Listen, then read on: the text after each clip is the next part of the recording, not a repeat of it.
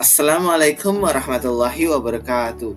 Perkenalkan, kami dari kelompok 12 mata kuliah wawasan pendidikan Universitas Negeri Jakarta dengan dosen pengampu Ibu Dr. Vina Syarifina.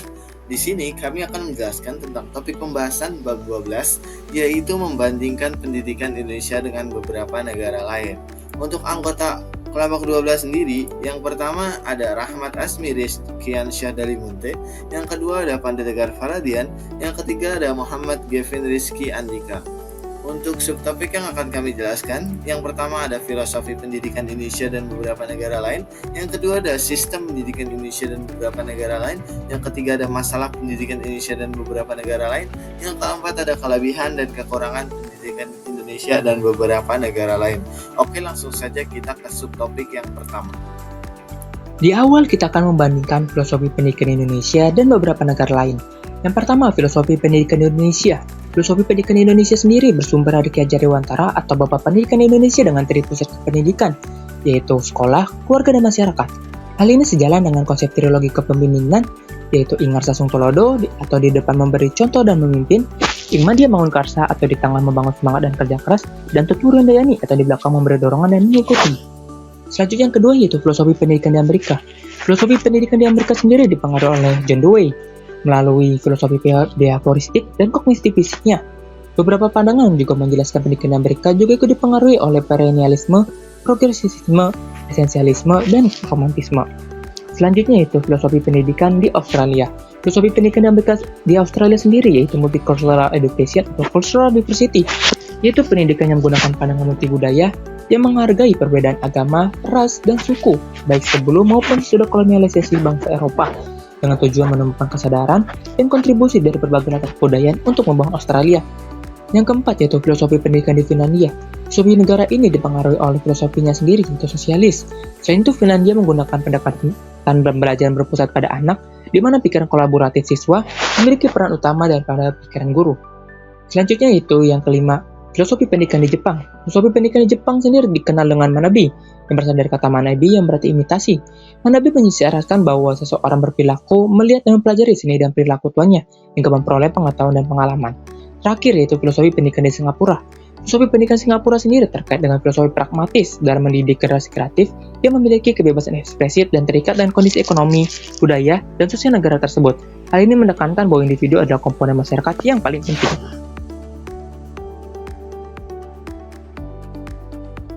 Masuk ke subtopik yang kedua yaitu sistem pendidikan di Indonesia dan beberapa negara lain. Yang pertama ada negara Indonesia, dia bersifat desentralisasi, artinya pendidikan berpusat pada negara. Diatur pada Undang-Undang Nomor 20 Tahun 2003 sebagai induk peraturan perundang-undangan pendidikan. Yang kedua ada negara Amerika, dia dengan sistem pemerintahan federal dan juga desentralisasi melalui pemerintahan negara-negara bagian atau states. Penanggung jawab utamanya itu Departemen Pendidikan Pemerintah Federal di Washington DC. Negara ketiga ada Australia, dia juga desentralisasi, merupakan tanggung jawab negara bagian. Karena datangnya imigran ke Australia, Australia ini mengubah kebijakannya dari White Australia Policy ke Multicultural Policy, sehingga menggunakan pendidikan multikultural. Yang keempat ada negara Finlandia, dia juga desentralisasi dengan tujuan high level education for all, jadi untuk seluruh rakyat Finlandia dapat mengenyam pendidikan. Lalu juga dia dilaksanakan secara konsisten, yakni free education, free school meals, dan special needs education. Yang kelima ada Jepang, yaitu dengan Imperial Rescript on Education sebagai pedoman moral dari sistem pendidikan. Ini diatur dalam Undang-Undang Pokok Pendidikan tahun 1947. Yang keenam ada negara Singapura dengan desentralisasi juga. Kementerian Pendidikan Singapura mengawasi pengembangan kurikulum nasional supaya menghasilkan siswa yang unggul dalam keterampilan hidup, pengetahuan, dan pemahaman. Sistem ujiannya juga unik yang dikenal dengan sebutan GCE atau General Certificate of Education. Subtopik 3 mengenai masalah pendidikan di Indonesia dengan di negara lain. Kalau di Indonesia, kurikulum belum merata, banyak anak yang tidak berpendidikan, sarana prasarana yang kurang memadai. Kalau di Amerika, jumlah siswa terlalu padat, kesehatan mental terganggu, kurangnya inovasi belajar, biaya pendidikan terlalu mahal, akses pendidikan dan teknologi daerah kota dan daerah miskin berbeda. Kalau di Australia, hanya menggunakan satu bahasa, siswa migran lebih tinggi nilainya daripada siswa asli, Masih kurangnya kualitas guru, banyak rasisme, dan pendidikan guru kurang berhasil. Kalau di Finlandia, kemampuan mengajar campuran melemah, kurangnya kesenangan di sekolah, penggunaan teknologi pendidikan kurang mapan. Kalau di Jepang, sistem pendidikan Jepang tidak mendorong kreativitas. Siswa tidak memiliki banyak kebebasan karena banyak tugas dan ujian. Kurangnya visi masa depan. Misalnya, siswa Jepang sulit mempelajari bahasa Inggris. Kalau di Singapura, anak-anak mengalami stres tinggi. Anak-anak banyak melakukan hafalan sehingga aspek keterampilan sosial emosi dan motorik sangat kurang berkembang. Anak-anak memiliki keterlambatan belajar dan kemampuan sulit menyesuaikan diri. Subtopik keempat yaitu kelebihan dan kekurangan pendidikan di Indonesia dan beberapa negara lain. Negara pertama, negara Indonesia. Untuk kelebihannya, transparansi sistem pendidikan, biaya pendidikan yang terjangkau, pertimbangan penerimaan siswa yang lebih mudah. Untuk kekurangannya, sarana pendidikan dan tenaga pendidik yang belum merata, membutuhkan dana yang besar. Negara kedua ada Amerika. Kelebihannya, sistem pendidikan berbasis diskusi, penyusunan program pendidikannya mudah disesuaikan. Untuk kekurangannya, akses pelayanan pendidikan yang sulit, biaya pendidikan yang cukup mahal, tidak beradaptasi dengan dunia kerja. Negara ketiga ada Australia. Dengan kelebihannya, kualitas pendidikan dan suasana belajar berkelas internasional, fasilitas riset yang memadai. Untuk kekurangannya, iklim yang begitu ekstrim, biaya hidup yang tinggi. Negara keempat ada Finlandia. Untuk kelebihannya, biaya pendidikan yang gratis, jam belajar yang singkat, tidak ada ujian, metode pembelajaran yang aktif sehingga guru dan siswa tidak akan tertekan.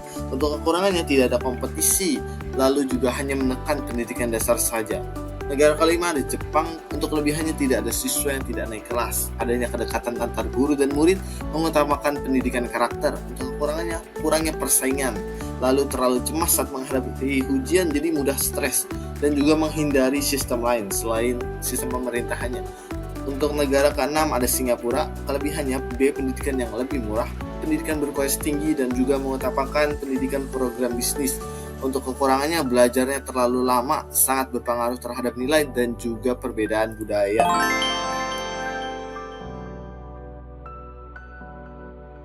Untuk studi kasus pertama, kami mengambil video dengan judul Negara Lain Lebih Bodoh Daripada Indonesia, Ranking PISA Indonesia Naik.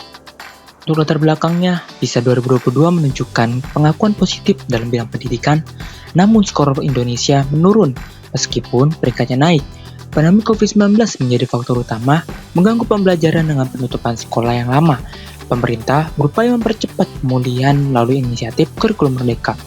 Selain itu, Indonesia menghadapi tantangan ekonomi seperti jebakan pendapatan menengah yang mempengaruhi pertumbuhan ekonomi dan pendidikan. Untuk menghadapi ini, individu perlu berinvestasi dalam pendidikan dan keterampilan guna meningkatkan produktivitas dan daya saing. Partisipasi dalam ekonomi lokal dan adopsi kewirausahaan serta inovasi juga penting untuk mengatasi masalah ini dan mendukung pertumbuhan industri dalam negeri. Untuk input masalahnya, yang pertama, bagaimana mengatasi faktor-faktor penyebab penurunan skor PISA Indonesia tahun 2022? Yang kedua, bagaimana dampak pandemi COVID-19 terhadap sistem pendidikan Indonesia? Yang ketiga, apa strategi yang dapat diambil oleh pemerintah dan individu untuk mengatasi tantangan middle income trap yang berpotensi menghambat pertumbuhan pendidikan di Indonesia? Untuk persep masalahnya, yang pertama adalah 1. Analisis faktor penyebab penurunan skor PISA meskipun ada peningkatan ranking Indonesia dengan menyelenggarakan penelitian mendalam mengenai hal tersebut. 2. Mengembangkan strategi pembelajaran jarak jauh yang efektif dan inklusif. Yang ketiga, mendorong investasi dalam keadaan pendidikan tinggi dan pelatihan keterampilan yang relevan dengan kebutuhan pasar kerja untuk meningkatkan daya saing tenaga kerja. Selanjutnya, untuk masalah yang pertama, faktor-faktor penyebab penurunan skor PISA Indonesia dapat diketahui sehingga mengetahui apa yang harus dibenarkan terlebih dahulu. 2. Memulihkan pendidikan pasca pandemi di masa depan akan lebih cepat. 3. Middle income trap dapat teratasi sehingga peningkatan kualitas pendidikan, pengembangan industri dan inovasi akan semakin cepat di masa mendatang, terutama untuk mencapai visi misi Indonesia Emas 2045. Selanjutnya yaitu feedback. Yang pertama itu penting untuk melakukan analisis mendalam untuk mengidentifikasi penyebab penurunan skor dan mengambil tindakan perbaikan yang tepat. Yang kedua, penting bagi pemerintah dan lembaga pendidikan untuk terus mengembangkan strategi pembelajaran jarak jauh yang efektif, serta mempercepat pemulihan pembelajaran pasca pandemi dan memprioritaskan keselamatan dan kesejahteraan siswa. Yang ketiga, penting pertumbuhan ekonomi yang berkelanjutan dan inklusif. Dibutuhkan langkah-langkah konkret untuk meningkatkan kualitas pendidikan, mendorong inovasi, dan mengembangkan sektor industri yang berpotensi untuk mengatasi tantangan tersebut. dan mencapai pertumbuhan ekonomi yang stabil. Studi kasus kedua dengan judul video Indonesia Amerika Serikat sepakat untuk perkuat koneksi dan program pendidikan. Untuk latar belakangnya, kerjasama Indonesia dan Amerika Serikat di bidang pendidikan telah berjalan selama 70 tahun yang dinamakan dengan program Fulbright. Program Fulbright adalah program pertukaran akademik unggulan pemerintah Amerika Serikat dan aktif di 160 negara, termasuk di Indonesia. Untuk input masalahnya, yang pertama, apa saja isi dari kesepakatan Fulbright? Yang kedua, apa manfaat yang dirasakan kedua negara? Yang ketiga, bagaimana para peserta Fulbright menjalankan program ini? Untuk proses penyelesaian masalahnya, yang pertama, program Fulbright berisi beasiswa bagi para peneliti, guru, ataupun mahasiswa untuk belajar ataupun mengajar di universitas luar negeri. Yang kedua, manfaat yang telah dirasakan yaitu telah membantu lebih dari 3.000 orang Indonesia dan 1.500 orang Amerika untuk belajar, mengajar, ataupun melakukan penelitian di negara lain. Yang ketiga, peserta Fulbright dari Amerika ataupun dari Indonesia, dia menjalankan proyek penelitian independen ataupun kolaboratif. Dia juga bekerja sama secara erat melalui Badan Riset dan Inovasi Nasional. Lalu untuk output masalahnya, yang pertama, program Fulbright berisi kesepakatan untuk masyarakat Amerika dan Indonesia yang ingin melanjutkan gelar S2 dan S3 dan juga yang ingin mengajar di universitas luar negeri. Yang kedua, manfaat yang telah dirasakan oleh Indonesia dan Amerika yaitu para masyarakat mendapat ilmu dan pengalaman yang dapat dikembangkan untuk memajukan negara asalnya. Yang ketiga, peserta Fulbright yang telah menjalankan program ini dapat berkontribusi melalui karir mereka dalam berbagai bidang studi. Lalu untuk feedbacknya, yang pertama, isi dari program Fulbright bisa lebih dikembangkan untuk kedepannya seperti menambah jumlah kuota. Yang kedua, dengan manfaat yang didapatkan diharapkan dapat mengembangkan kualitas pendidikan. Yang ketiga, peserta Fulbright diharapkan dapat memberikan inovasinya berdasarkan pengalaman yang telah didapatkan. Studi kasus 3 mengenai perbedaan pendidikan dasar Jepang dan Indonesia. Pertama, latar belakang, pendidikan merupakan salah satu kebutuhan pokok manusia. Sistem pendidikan di setiap negara berbeda-beda, mempengaruhi budaya, ekonomi, penduduk, dan karakteristik masyarakat. Kedua, perbandingan sistem pendidikan. Di Indonesia, pendidikan dasar wajib 9 tahun, diikuti SMA dan SMK. Di Jepang, pendidikan dasar wajib 9 tahun, dilanjutkan 3 tahun SMP, 3 tahun SMA. Kurikulum di Indonesia berpusat pada bahasa Indonesia, sedangkan di Jepang lebih terdesentralisasi dengan penekanan pada pendidikan moral dan bahasa Jepang. Jepang dikenal dengan pendidikan yang kompetitif dan menekankan disiplin, sedangkan di Indonesia cenderung lebih beragam dengan pengaruh budaya lokal. Upaya pengelolaan perbedaan sistem pendidikan. Upayanya itu ada pengembangan program beasiswa, kebijakan inklusi pendidikan, peningkatan kualitas kurikulum, dan program pertukaran siswa serta guru antar negara. Ada juga program pertukaran pengalaman dan pengetahuan antara pemerintah, pendidik, dan tenaga pendidik dari Indonesia dan Jepang.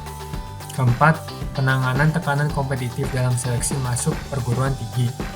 Di Jepang, yaitu mendorong inklusi, evaluasi ulang sistem seleksi, dukungan kesehatan mental, dan pendidikan tentang keberagaman. Di Indonesia, berbagai jalur seleksi, program beasiswa, dan peningkatan mutu pendidikan untuk menciptakan sistem yang lebih inklusif dan adil.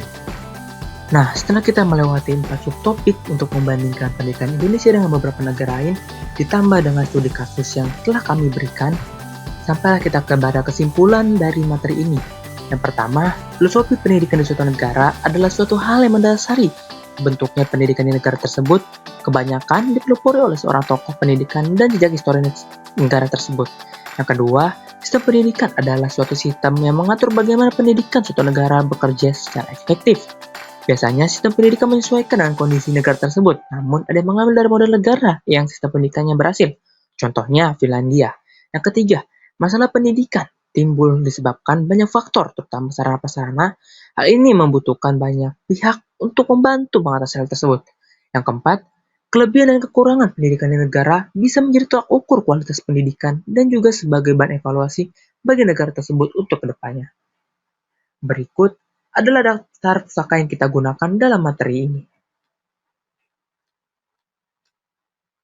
Mungkin cukup sekian presentasi dari kelompok kami, kurang lebihnya mohon maaf. Wassalamualaikum warahmatullahi wabarakatuh.